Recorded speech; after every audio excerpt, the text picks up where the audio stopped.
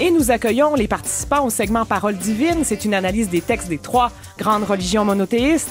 Sonia Sarah Lipsik, docteur en sociologie et chercheur associé à l'Institut d'études juives de l'Université Concordia. Bonjour, Sonia Sarah. Bonjour. Sébastien Daune, bibliste, doctorant à l'Université Laval. Bonjour, Sébastien.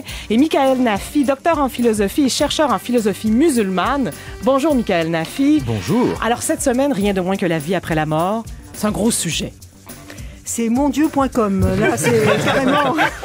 Et ça nous Quand on a vu, les questions, on est... On va tous y passer. Oui, mais c'est comme les intéressant. taxes. Ça intéresse tout le monde. Ça rejoint des tas de personnes. Et puis en même temps, on a peur de la mort, évidemment. Certains mauvaises langues disent que les religions, d'ailleurs, ont été inventées par l'homme pour braver la mort, pour calmer l'angoisse de la mort. Est-ce qu'il y a des paradis dans les 3 grandes religions monothéistes? Michael Nafi, est-ce qu'il y a un paradis pour l'islam? Non seulement il y a un paradis, mais en fait, il faut aussi dire qu'il y en a un avant la vie sur Terre, parce qu'il y a un récit de la chute. Pour oublier qu'il faut lire le paradis après la mort, Oui. de tout un chacun, mais il y a le paradis primordial, celui qui arrive avant la chute d'Adam. Oui. On connaît le paradis de la religion Oui, mais chrétienne. peut-être qu'on le connaît mal aussi. Ouais. Tu sais, l'annonce de Philadelphie avec les anges qui se promènent dans les nuages, là, c'est peut-être pas tout à fait ça qu'on trouve dans la Bible. C'est D'accord. probablement beaucoup moins précis que ce Ouais. qu'on a. Et toutes sortes d'auteurs ont écrit plein de choses sur le paradis. Si on revient au texte biblique, on risque de s'éloigner de toutes ces métaphores. Ça va être intéressant. Sonia Sarah Lipsik, c'est pas évident pour la religion juive, le paradis. Est-ce que ça existe pour les Juifs? Oui, mais il ne faut pas le voir comme un espace géographique, mais plutôt comme un état de conscience. Et à vrai dire, je rejoins Michael, il y a même un avant-goût de paradis dans le judaïsme, par exemple au travers de la journée du Shabbat, ou de l'étude des textes, où carrément on nous donne un avant-goût, une bande-annonce de ce que sera le paradis. Merci et bienvenue à ceux qui joignent à nous. Parole divine. Depuis quelques années, et particulièrement depuis le 11 septembre 2001, les religions se retrouvent au centre des débats de nos sociétés laïques. Très souvent, faute de connaissances et d'éducation sur le sujet, des préjugés sont véhiculés, que ce soit par les médias de masse ou par certains religieux qui profitent de cette ignorance à des fins politiques. Mais que disent réellement les textes? Les 3 religions monothéistes sont-elles très différentes l'une de l'autre? Dans un monde où 8 personnes sur 10 sont affiliées à un groupe religieux, laïcité, modernité et foi religieuse sont-elles compatibles? Pour comprendre et explorer ce que disent vraiment les textes, nous poursuivons cette semaine le segment Parole divine, une exploration des textes religieux en rapport avec un thème particulier. Alors cette semaine, c'est le thème de la vie après la mort. Thème ultime, n'est-ce pas, Dan Ridjanovic? Absolument. Est-ce que vous croyez à la vie après la mort, vous? Oui, mais sous une forme ou une autre. M'étonnerait toujours, Ogden. Non, mais simplement parce que je pense que c'est probablement scientifiquement plus exact qu'une fin totale de la vie. Je crois que la matière se recycle et la vie semble être une forme de la matière. Ah, c'est intéressant. Un MP3, là, Ah ben ouais, c'est ça. Non, mais c'est intéressant parce qu'il y a des scientifiques qui ont mené des études récemment, entre autres l'an dernier en Angleterre, qui sont arrivés à prouver que des gens qui avaient eu des épisodes de mort imminentes, comme des crises cardiaques par exemple, avaient effectivement eu des symptômes qui laisseraient présager qu'il y aurait vie après la mort. Donc la science rejoindrait la religion sur cette notion de vie après la mort. Thème fondamental, évidemment, on va tous mourir et on a tous peur de mourir, je crois, à moins d'être forcément spirituel et très, très religieux. Alors, pour parler de ce thème au travers les textes religieux, Sébastien Daune, bibliste, doctorant à l'Université Laval, auteur de livres sur l'interprétation de la Bible, qui est votre livre favori entre tous, évidemment, Sébastien Daune, dont ce récent ouvrage, Zombies, licornes et cannibales, les récits insolites de la Bible. Il y a des zombies dans la Bible? Il y a de tout dans la Bible. Puis c'est que j'ai travaillé pendant 10 ans avec des élèves au secondaire et il fallait que je trouve les récits les plus intéressants dans la Bible. Alors, j'en ai trouvé des zombies. Des zombies, c'est tellement à la mode. Ben oui, à la mort de Jésus dans Matthieu, lorsqu'il meurt, il y a des cadavres qui sortent des tombeaux et qui se promènent dans la ville sainte. Alors, ça fait un petit peu Walking Dead, mais bon. Ah ben oui, pourquoi pas? On fait ce qu'on peut. Oui, pour rendre la Bible sexy. Alors, avec vous, Michael Nafi, docteur en philosophie, professeur de philosophie au Cégep John Abbott et chercheur en philosophie musulmane. Ses rapports à la pensée grecque et à la modernité. Vous êtes aussi un grand mélomane, spécialiste de la musique baroque. Oui, musique baroque française d'ailleurs. Ah, bravo. Alors, avec vous, Sonia Sarah Lipsik, directrice d'ALEF, le Centre d'études juives contemporaines de la communauté séfarade unifiée du Québec. Vous êtes docteur en sociologie, auteur, chercheur à l'Institut d'études juives à l'Université Concordia. On dit souvent, et on le disait en ouverture de deuxième heure, que la religion aurait été inventée pour calmer l'angoisse de la mort. Qu'est-ce que vous en pensez, vous, Sonia Sarah Lipsik? En tout cas, pour rebondir sur ce que les expériences de mort imminente auxquelles vous avez fait allusion tout à l'heure, effectivement, sur lesquels les scientifiques se penchent depuis un petit moment, que ce soit Charbonnier ou Kübler-Ross. Oui. Eh bien, figurez-vous que dans la tradition juive, dans le Talmud, donc on remonte quand même il y a 2000 ans, on trouve des similitudes entre ces expériences de mort imminente et certains récits du Talmud. Alors, par exemple, d'abord, il y a des témoignages, puisqu'on dit toujours, mais oui, mais qui c'est qui en revient, là, de l'autre monde? Eh bien, il y a des gens qui en reviennent. Il y a des gens qui en reviennent et qui nous racontent un peu ce qui s'est passé là-bas. Ouais. D'abord, ça passe par une lumière intense, une présence, le sentiment d'un amour. Et on a l'être humain a la possibilité de voir tout ce qu'il n'avait pas vu jusqu'alors. C'est comme un moment de vérité. Non seulement il voit défiler toute sa vie, ce que disent aussi ses Ce expériences. sont des récits récurrents. Ouais. Exact, Oui. mais en plus, il comprend. Il comprend dans un temps, mais vraiment ultrason, tout ce qu'il a fait et tout ce qu'il aurait dû faire, tout ce qu'il n'a pas fait, toutes les conséquences de ce qu'il a fait. Et puis on voit aussi les proches au moment du trépas, et certains même les voient avant de mourir. Encore récemment, une amie me racontait que sa mère, avant de mourir, a vu arriver son mari défunt, etc. Et on parlait, puisqu'elle murmurait dans son état semi-conscient. Donc vous voyez, ces expériences de mort imminente trouvent déjà leur fondement depuis très longtemps, parce que, comme vous le disiez, l'être humain s'interroge sur ça depuis toujours. Ouais. Qu'est-ce qui se passe selon les écrits de la religion chrétienne, Sébastien Dône, à notre mort? Comment l'expérience est-elle décrite? En fait, c'est beaucoup c'est beaucoup plus vague qu'on le croit. Les textes de Paul, on lui pose la question spécifiquement à Saint Paul, qu'est-ce qui arrive après la mort avec notre corps, par exemple? Et il va dire, le corps devient un soma pneumaticon en grec, un corps spirituel, un corps de souffle. Mais qu'est-ce que ça dit, ça? C'est quoi ça? Dans le fond, on ne le sait pas plus, mais ce qu'on sait, c'est qu'il y a une certaine forme de continuité de l'être, mais il y a aussi une transformation. La résurrection des corps, c'est pas tu reviens avec ton corps comme tu étais, il y a une transformation vers quelque chose d'autre. Mais cet autre-là, c'est un grand point d'interrogation. Il y a la notion de résurrection dans la religion chrétienne. Et résurrection, Jésus c'est devenu ressuscité. Exact. Mais ça, c'est devenu un terme technique en français. Mais quand on retourne au grec, c'est des termes qui sont très simples. C'est se relever, se réveiller. Alors, c'est un concept qui a été élaboré pour parler d'une expérience. Là. Le Jésus qu'on a connu, qui est crucifié, bien, à quelque part, il est encore avec nous. Il y a une présence autre et différente. On met des mots sur ça. Et cette présence du ressuscité, les chrétiens qui y croient vraiment vont dire qu'il est encore parmi nous lorsqu'on partage le pain, lorsqu'on parcourt les Écritures, dans l'amour qu'on partage ensemble. Alors donc, c'est une autre façon d'être. Mais puis l'espérance des chrétiens, le mot évangile, bonne nouvelle, là, c'est euangelion en grec. Mais la bonne nouvelle, c'est que nous aussi, comme chrétiens, comme lecteurs de ces textes-là, on espère que ça va nous arriver, nous autres aussi, qu'il y a une continuité après la mort. Oui. Mais encore là, il y a un grand point d'interrogation. On croit en ça avant toute chose quand on a la foi. Oui, mais c'est aussi quelque chose qui se passe sur Terre. Pendant longtemps, on projetait à la fin des temps l'état de béatitude et tout ça, mais quand Jésus parle des béatitudes, c'est maintenant, là. Heureux les pauvres, heureux... c'est pas juste... tous les discours de Jésus ne parlaient pas de l'au-delà, il parlait d'aujourd'hui. On a comme théologisé bien des choses qui concernent la vie concrète d'aujourd'hui. Oui, parce que dans le discours des prêtres du 20e siècle, là, qui faisaient donc des sermons dans les églises du Québec, on disait que l'enfer était sur Terre, puis que le paradis, c'était à la fin de vos jours. Oui, mais le paradis, c'est aussi maintenant. Il y a des textes de Jean qu'on peut lire qui disent, on est déjà à quelque part mort avec Jésus-Christ, puis on est déjà partie prenante de sa résurrection et de la vie éternelle qui est commencée en quelque sorte. Donc, oui. Michael Nafi, comment l'islam voit la mort? Comment ça se passe concrètement, la mort du corps pour l'islam? Alors, moi, ce que je voulais, par complément de ce qui vient d'être dit, dans la tradition musulmane, il y a une chose, à mon avis, qui est d'une très grande sagesse. Pour commencer, c'est que tout ce qui peut se dire sur le paradis ou l'enfer, d'ailleurs, fait partie d'une catégorie spécifique qui s'appelle les choses cachées, les raibiyat. Alors, et donc, par sagesse, la tradition impose que l'on n'en parle uniquement qu'à partir des textes, pour éviter un excès de spéculation. C'est intéressant. Et d'interprétation. Oui. Et donc, et de récupération politique. Oui. Et donc, de ce côté-là, évidemment, il y a dans les textes coraniques des descriptions, etc.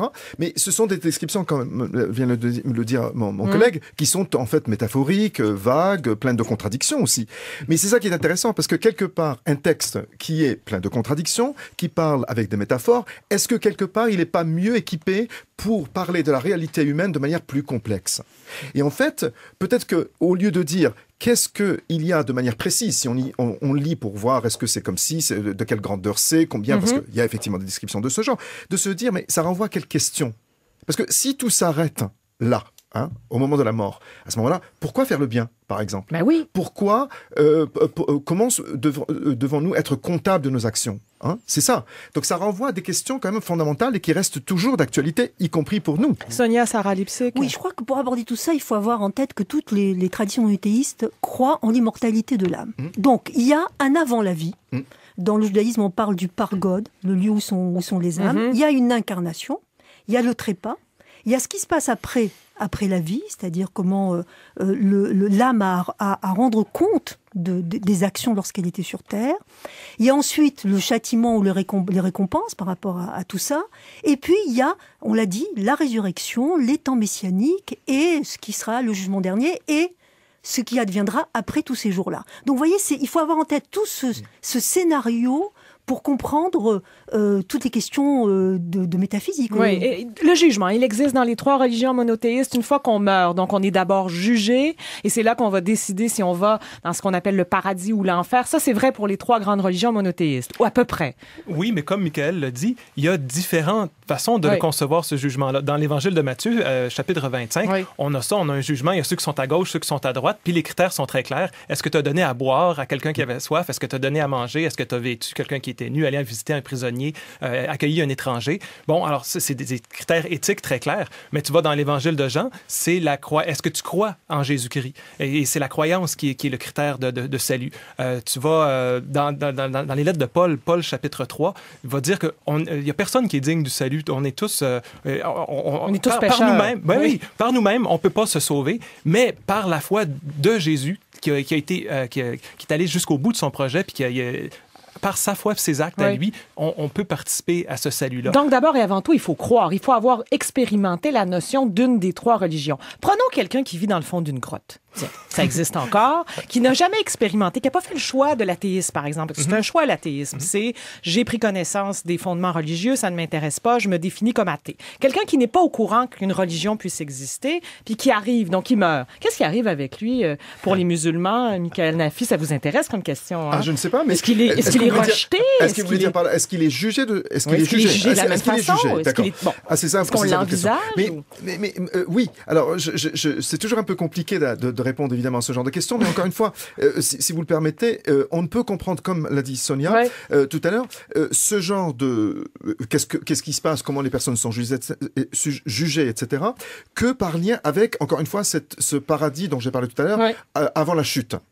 Parce que dans la religion musulmane, la chute est décrite comme elle l'est dans la Bible, dans la sourate 7. Il y a une dizaine de versets, c'est pas très long. Et en fait, il y a une défiance. Il se passe qu'il y a une défiance de Adam et Ève d'ailleurs. Et d'ailleurs, il y a une différence importante entre les récits de la chute dans la Bible et dans le Coran, parce que pour les musulmans aussi, il y a Adam et Ève. Il y a Adam et Ève, et en plus, dans le récit de la chute, ils sont solidaires de la chute. Dieu s'adresse à eux deux, les deux, pas Adam d'un côté ou Ève. Est-ce que c'est Ève qui est responsable du péché originel? Non, justement. Ça, c'est intéressant quand même. Et tout le long, parce qu'en plus, dans la langue arabe, il n'y a pas le singulier et le pluriel, il y a un troisième nombre, c'est le duel. Donc, tout le long du texte, c'est le duel. Donc, c'est vous deux. Vous deux à chaque fois. Et en fait, la défiance qu'ils ont commis, c'est d'avoir mangé d'un arbre qui est appelé, contrairement à ce qui est dans la Bible, l'arbre de l'immortalité. Ce qui n'est pas la même chose que dans la Bible, puisque Sébastien pourra peut-être en parler. La connaissance du bien et du mal. C'est pas tout à fait la même chose. Donc la défiance, c'est quoi? Quand on regarde la question qu'il y a derrière, c'est qu'en fait, les hommes sont mortels, mais ils agissent comme s'ils ne l'étaient pas, n'est-ce pas? Regardons autour de nous, n'est-ce pas? Les hommes sont mortels, mais en fait, ils agissent comme s'ils étaient mortels. Peut-être aussi que le déni est une chose importante de l'existence humaine. Si on se met à penser à notre mort à chaque seconde, on n'arrive pas à vivre. Bien sûr. Mais il faut avoir conscience que c'est quand même que la vie est comme un couloir aussi. C'est-à-dire qu'au fond, on va récolter le bonus ou le malus de ce qu'on a pu faire. Moi, j'adore la question, puisque vous citez les sources, je vais citer le traité Kiddushin et Shabbat du Talmud. Quelle est la première question qu'on va nous poser? Est-ce que vous avez bien profité de tout ce dont vous pouviez profiter? Qu'est-ce que ça veut dire profiter? Mais profiter, ça veut dire avoir un sens péjoratif aussi. Je vais vous le citer. Vous avez raison de me reprendre sur ça. Non, mais je vous reprends pas. Je vous pose la question. Mais l'être humain sera jugé pour tout ce que ses yeux ont vu et pas mangé. C'est-à-dire tout ce dont il a pu se priver, alors qu'il aurait pu Il aurait pu. Et oui, on s'attendait pas à ça. Oui, mais le Shabbat, c'est pas une culturelle. privation, ça? On s'empêche pas de manger? Mais pas du tout. Le Ah Shabbat, c'est l'avant-goût du paradis. D'abord, le Shabbat, on n'arrête pas de manger. Je veux dire, on a 3 repas. Ça, c'est là. Je mélange. Oui. Donc, non, on mange carême. bien, on voit ses amis, on se déconnecte de toutes les nouvelles technologies c'est ça. Il n'y a pas anciennes. d'électricité, il fait noir. Pour les juifs orthodoxes, ce Oui, n'est qu'un c'est des vrai. courants. C'est Il vrai. fait pas noir, au contraire, Oui. on allume une lumière avant. Alors voilà, c'est ça la question qu'on va poser. Si on parle de paradis, moi j'adore faire une blague juive chaque fois que je viens dans votre émission, si vous permettez. J'ai envie de la Allez-y. placer maintenant. Ben oui, faisons des blagues. C'est Rabbi Meir qui arrive au paradis, on lui dit bonjour monsieur, on le reçoit bien, on le met de côté, puis on lui montre à peu près ce qu'il va avoir. Une espèce de cabane, pas trop mal.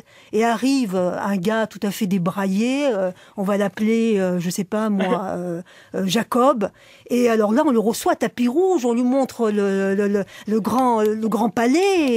Et alors, il est pas content, Rabbi Meir, il se tourne vers le posé, il dit, écoutez, je comprends pas, moi je suis rabbin, et voilà ce que j'ai. Et lui, qu'est-ce qu'il est, chauffeur d'autobus, et voilà ce qu'il a. Il dit, non, vous comprenez pas, monsieur. Vous, quand vous priez, quand vous faisiez une homélie, à la synagogue, tout le monde dormait. Mais lui, quand il roulait en autobus et qu'il était chauffeur, tout le monde priait. Bon, parlons concrètement, parlons paradis, enfer, purgatoire. Est-ce que ça existe, la notion de purgatoire pour l'islam? Ah oui, tout à fait. Ah oui. L'enfer est un lieu, effectivement, on en parle comme la fournaise, le lieu, le feu éternel, donc on etc. brûle. On brûle, Oui, on bien sûr, souffre, en fait, bien sûr. dans l'enfer. Mais il faut dire une chose aussi, c'est que, comment dirais-je, la vie sur Terre, après la Oui. chute, c'est en fait une seconde chance. C'est-à-dire qu'il y a la chute, parce qu'il y a cette défiance à Dieu qui a été commise par Adam et Ève dans le paradis primordial, et ils sont envoyés sur la terre, en fait, comme une seconde chance. C'est ça qu'il faut voir dans le récit coranique. Donc maintenant, vous allez aller sur terre, et vous avez maintenant une chance. Est-ce que vous allez faire le bien? On est déjà dans la vie après la mort pour l'islam, en fait, dans l'expérience voilà, humaine. Exactement. Oui. Et donc, et ensuite, alors, on va vous juger après cette seconde Oui. chance. Le suicide est interdit par l'islam, Bien sûr. comme il l'est par la religion catholique. Bien C'est la même chose pour la religion juive. On peut Oui, mais on supposer... trouve des circonstances atténuantes. Par exemple, avant, on n'enterrait pas les gens qui s'étaient suicidés. Et maintenant, on considère que la dépression, la déprime, finalement, la personne n'est pas libre de ses actes. Et donc, les personnes qui se suicident sont enterrées dans le cimetière. On a une certaine compassion pour elles. Absolument. Oui. D'ailleurs, le pardon, c'est quelque chose de super important. Et dans chacune des traditions, là, alors on a des récits qui mettent l'accent sur le pardon, alors que par la suite, on a des organisations, des institutions qui ont mis l'accent sur les choses à faire et pas faire. Oui. Puis bon, Oui. c'était rentré Il y a là-dedans. des préjugés qui sont galvaudés sur l'islam, Michael Nafi, notamment en ce qui a trait au paradis et ce qu'il propose. On a beaucoup dit, pour expliquer les gestes des kamikazes liés aux djihadistes, qu'il y avait 72 vierges qui les attendaient au ciel. Alors, Comment ça peut être possible pour une religion qui interdit le suicide? Alors, cette question, je l'attends toujours parce que j'y ai droit à Elle peu est près à chaque fois. incontournable. Elle est incontournable. Alors, ce qu'il faut dire déjà, par rapport au texte, ce qu'il dit, il n'y a pas de 72 vierges,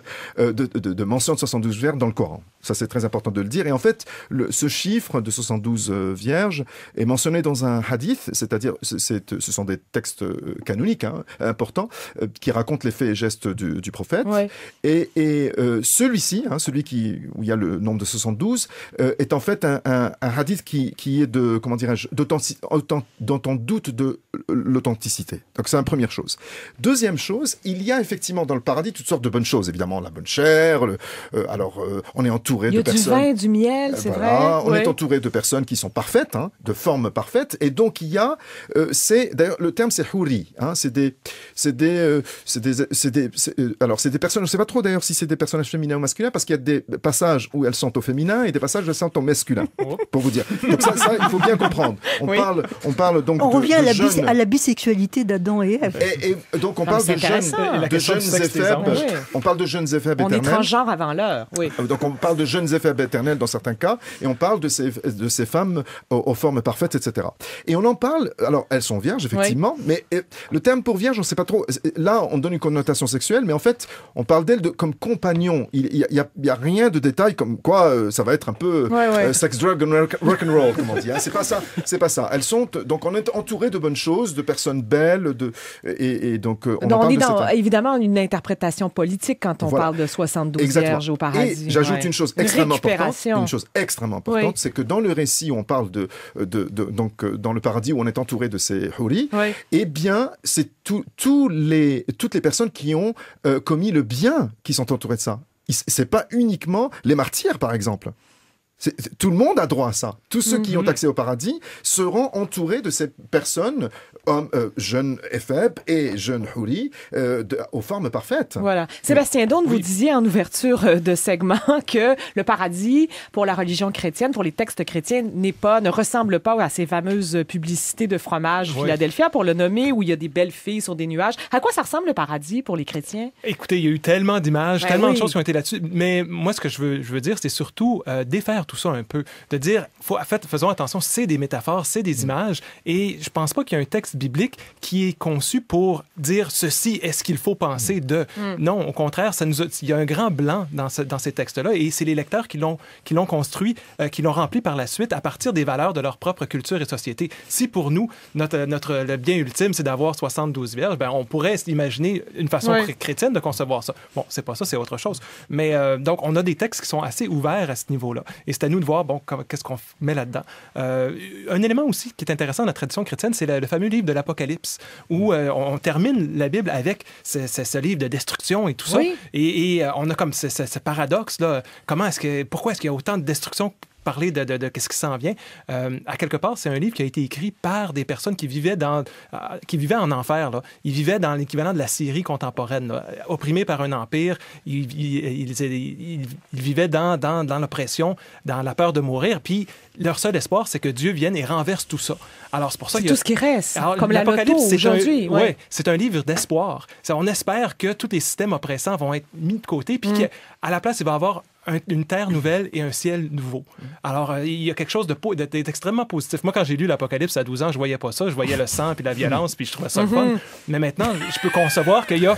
Il trouvait ça le fun. Ben oui, mais il y a un sens plus profond. Puis je pense que on est invité à essayer d'entrer là-dedans. Oui, Michael, Nafi. J'aime bien cette insistance sur la métaphore, parce que même le paradis, le mot paradis, en fait, il y a plusieurs termes dans le Coran qui se réfèrent au paradis. Il y a des termes du genre le séjour de la paix, le séjour des pieux, le jardin de l'Éden, le jardin de la douceur. Donc, vous voyez, c'est métaphorique, là aussi. Est-ce que l'enfer existe pour les Juifs, Sonia Sarah Lipsic? Oui, mais comme je le disais tout à l'heure, c'est un état. C'est-à-dire, par exemple, pour en donner un exemple, ça sera un sentiment de honte ultime. Perpétuel? Non, l'âme se rend compte de tous les écarts, les transgressions, le mal qu'elle a pu faire, et c'est ce sentiment-là qu'est l'enfer. C'est pas les feux. C'est finalement, elle-même, c'est un effet boomerang. Le paradis, dans le judaïsme, par exemple, un des termes, c'est Pardès. Et Pardès, c'est les 4 niveaux d'étude de compréhension de la Torah. C'est-à-dire que la notion de paradis pour un juif, quand je disais qu'il y avait déjà un avant-goût sur Terre, c'est d'avoir cette compréhension simultanée, ce qui n'est pas évident, des 4 niveaux, des 4 sens de la Torah. C'est comme si vous aviez un être en face de vous et vous le radioscopiez intégralement dans tout ce qu'il est, dans son inconscient et sa vie d'avant et d'après. C'est ça la notion de paradis d'abord pour le juif, c'est-à-dire ce qui se passe ici, c'est ce que je fais ici qui me préparera le monde qui vient, Olam Haba en hébreu. Pierre-Luc Brisson. Ce qui est intéressant, c'est que dans le bassin méditerranéen, chez les anciens Grecs, chez les anciens Romains, on a deux textes qui sont très connus, qui sont l'Iliade et l'Odyssée, donc le récit de la guerre de Troie et le récit des voyages d'Ulysse, où on a une catabase, hein, c'est la descente vers les enfers. Donc, et Ulysse et Énée, dans l'Énéide de Virgile, par exemple, vont descendre aux enfers. Et Ulysse rencontre aux enfers Achille, le grand héros grec qui est tombé devant les murs de Troie. Et Achille dit en somme à Ulysse, tu sais, j'aimerais bien mieux être un mouton sur terre qu'être un lion aux enfers, parce que les enfers, la vie après la mort chez les Grecs, c'est un état de léthargie. Il se passe rien. C'est longtemps. Comme disait Woody Allen, l'éternité c'est long, longtemps. Surtout vers la fin. Absolument, absolument. Alors, cette notion de paradis bienheureux ou même d'enfer ou punitive, c'est quelque chose qui est propre au monothéisme. Il reste 4 minutes à cette émission. Parlons des rituels. Comment on célèbre la mort chez les musulmans, Michael Nafi? Alors, une des choses importantes, c'est par exemple, on lave le mort de manière rituelle.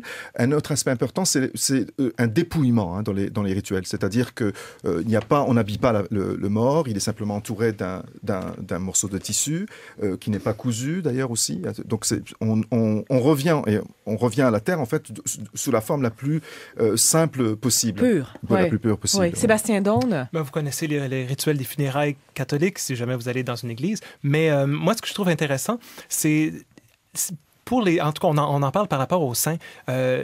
La date où on célèbre un saint, c'est la date où il décède, parce que c'est la date où il entre au paradis. Alors, c'est... Donc, l'entrée au paradis peut se faire tout de suite après la mort. Oui, ben c'est ça. Ça le jugement se fait rapidement. Oui, il y a différentes façons de voir ça. Il y a juste la notion du purgatoire et tout ça, mais ça, c'est pas dans la Bible. Ça, le purgatoire n'est pas dans la Bible. Tout comme les limbes, d'ailleurs, il n'y a plus personne qui en parle. Même ça n'a pas été aboli. Oui, en 2000. C'était les limbes, Sébastien Dôme. Ça, c'était un problème à cause du baptême. Qu'est-ce qu'on fait avec un enfant qui meurt avant d'être baptisé? Alors, il y avait quoi? Il était-tu mal? Il était-tu pas mal? Il allait dans les limbes. Il peut pas aller au paradis, il peut pas aller en enfer. On va créer quelque chose, on va appeler ça des limbes. Mais ça, c'est au Moyen-Âge qu'on a créé ça. Puis là, on a dit, ça n'a plus vraiment de sens aujourd'hui, on enlève ça. Alors, ça. Sonia Sarah Lipsey, comment les Juifs célèbrent la mort? Célèbre, c'est-à-dire la marque, d'abord, effectivement... Ça peut être une célébration selon certaines croyances. Oui, c'est vrai. Oui. Alors d'abord, on lave le corps, et puis ensuite la famille. On lave le corps aussi, donc? Oui, on lave le corps, c'est extrêmement important. Et puis on enterre très très vite chez les Juifs, parce que justement, on estime que pour que l'âme puisse faire tout ce qu'elle a à faire dans l'autre monde, il faut 3 jours, maximum. Maximum. Ouais. Et puis la famille, les endeuillés restent pendant 7 jours à la maison, et puis au bout d'un mois, au bout d'un an. Moi, j'ai perdu mon père quand j'avais 21 ans, et j'étais un peu rétive par rapport à tous les rites, et puis j'avais dit à ma mère, écoute, compte pas trop sur moi. Et finalement, c'est souvent, peut-être à ces occasions-là, qu'on se rend compte de la justesse, des sagesses qui existent dans nos traditions, parce que l'être humain a été confronté à toutes ces questions. Et par exemple, je suis restée 7 jours à la maison, et effectivement, on a reçu les visites, et ça m'a réconfortée. Je voulais dire aussi que les vivants, les endeuillés, les vivants peuvent faire quelque chose pour les morts. Par exemple, dans la tradition juive, on récite le Kaddish, qui est une prière extrêmement importante, et on dit que ça participe à l'élévation de l'âme du défunt, de la même manière qu'on peut faire des dons au nom de la personne qui est défunte, et dans l'esprit de la tradition juive, et j'imagine qu'il y a des choses semblables dans les autres traditions, ça participe à l'élévation de l'âme. Tout ne se termine pas avec la mort, ce n'est qu'une étape, comme la vie. Oui, mais les rituels, d'ailleurs, aident à évidemment calmer l'angoisse de la mort et à faire le deuil. Oui, d'ailleurs, on vit dans un monde, Michael Nafi, où de plus en plus, dans le monde occidental, la mort est évacuée. Elle est absolument absente de la vie quotidienne. On ne voit pas de mort, on les évacue. Tout se passe dans des lieux très lointains de la vie quotidienne. Comment on explique cette peur de la mort, malgré la croyance religieuse qui est très présente chez les gens? Et puis, vous avez à peu près 20 secondes pour répondre. Évidemment. Alors, je vais botter en touche et je veux dire simplement une chose, parce que c'est un peu lié. Parce que moi, je me souviens quand j'étais très jeune, par exemple, quand ma grand-mère est morte, et c'est que toute la famille se retrouve. Il y a des enfants partout qui courent partout. On rit aussi beaucoup, parce qu'on se réconforte, parce qu'il faut que les vivants se réconfortent entre eux pour dépasser la douleur de la perte d'une personne chère. Voilà, donc Sonia Sarah Lipsey, Sébastien Dôme et Michael Nafi, merci beaucoup d'avoir accepté de participer à ce segment. Il y en aura d'autres, des joyeux aussi. Merci d'avoir été avec nous.